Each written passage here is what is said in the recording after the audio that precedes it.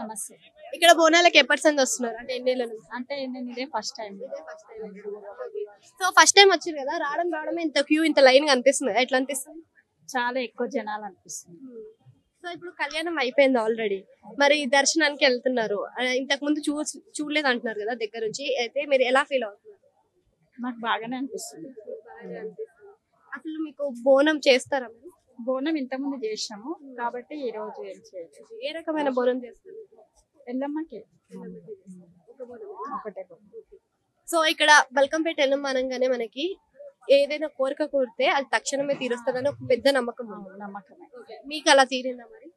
కొంచెం మీరు అదే విధంగా చాలా మందికి దేవుళ్ళు వస్తారు అని అంటారు కదా, జోగినీలు కూడా కనిపిస్తారు, వాళ్ళందరినీ మీరు నమ్ముతారా? మీకు అలా ఎవరైనా ఏమైనా చెప్తారా? చెప్తా. ఇప్పుడు మరి కోరిక కోరుకోవడానికి వచ్చారు. అవును. ఏం కోరుకు? మా అమ్మాయి మంచిగా జాబ్ రావాలని కోరుకుంటున్నాను.